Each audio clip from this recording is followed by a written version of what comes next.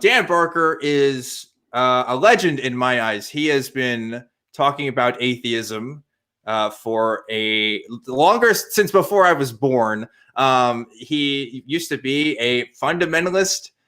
He used to travel around the country, both preaching and doing various musical acts and all kinds of plays, and just was involved in a lot of projects and activities, just doing the Lord's work.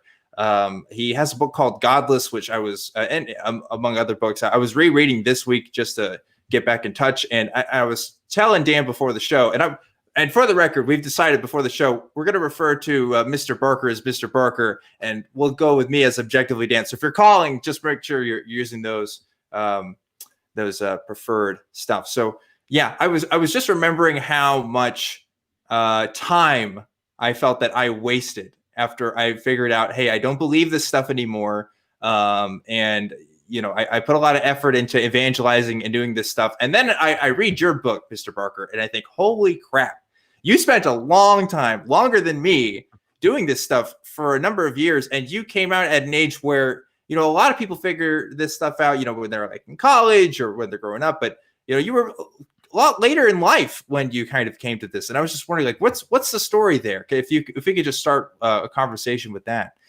Okay, first of all, Dan and Dan. Yeah. Is it Daniel?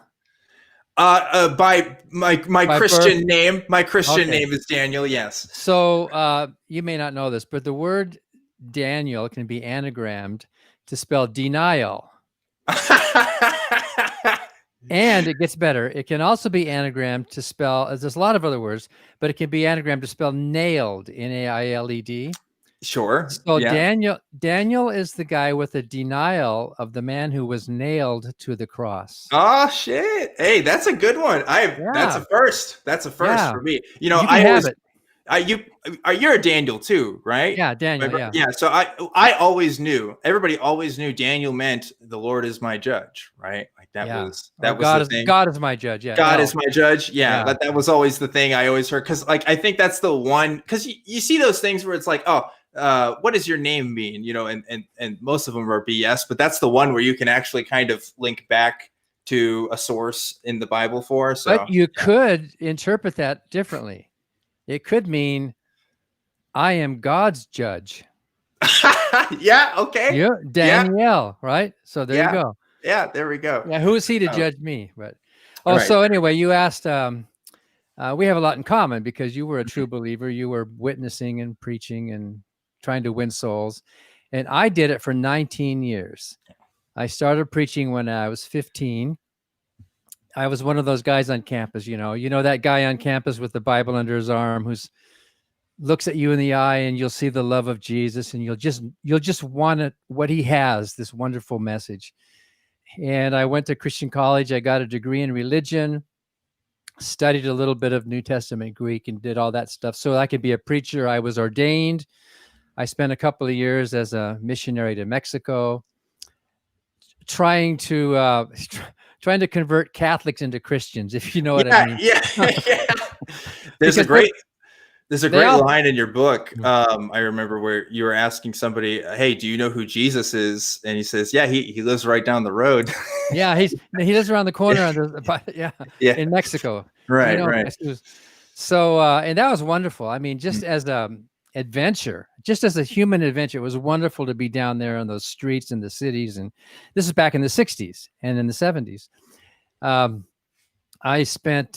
was a co-pastor of 3 different churches in California. I started off as an assistant pastor with music and youth. And a lot of pastors will tell you that the associate pastors are just as much pastors as anybody else. The worship pastor is a pastor. The youth pastor is a pastor.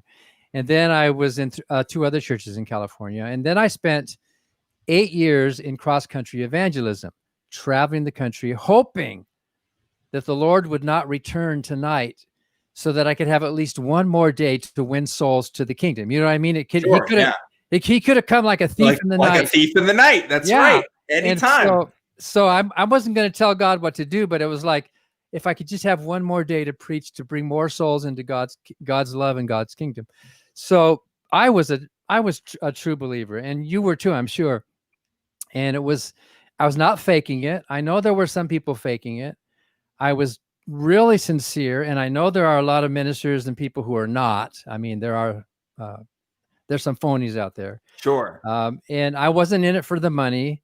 I wasn't in it for the fame. I was just in it because I loved the Lord, and I believed the Bible, and I felt so special to be called, not only to be born again, and not only to be called to the ministry, but to be God's chosen front line. You know what I mean? Out there doing. And Yeah, so, absolutely.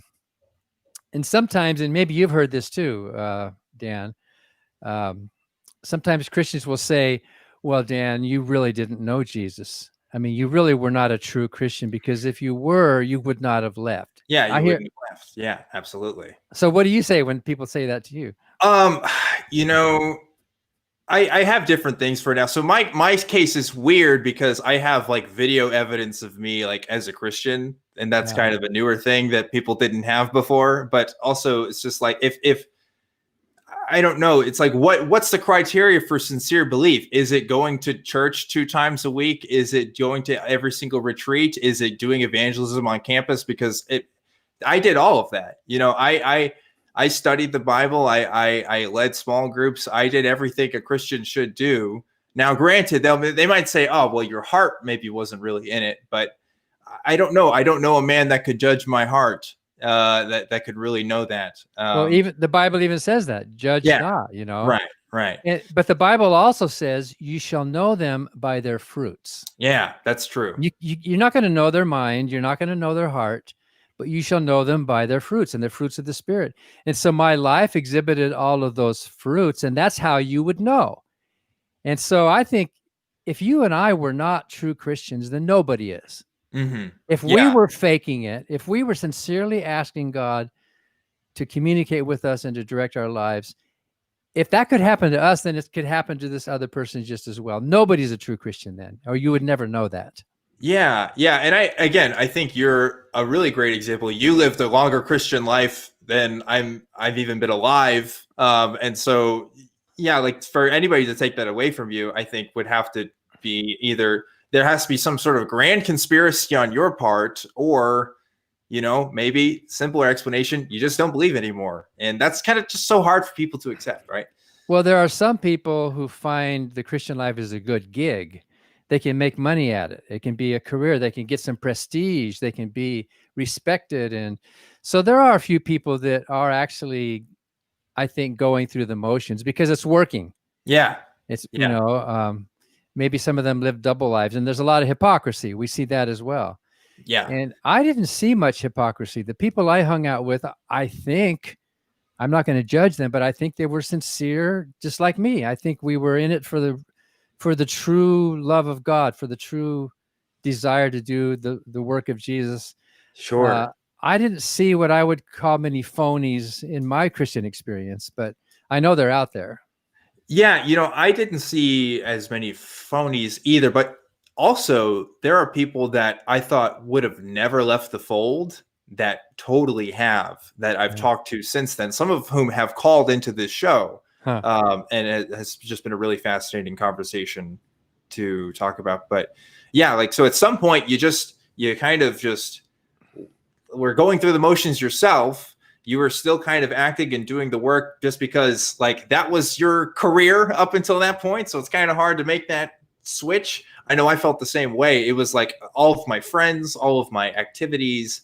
It was such a big part of my life. It was hard to just completely cut that off. But So I didn't think of it as a career. I thought of it as a calling. It was, the world was going to end.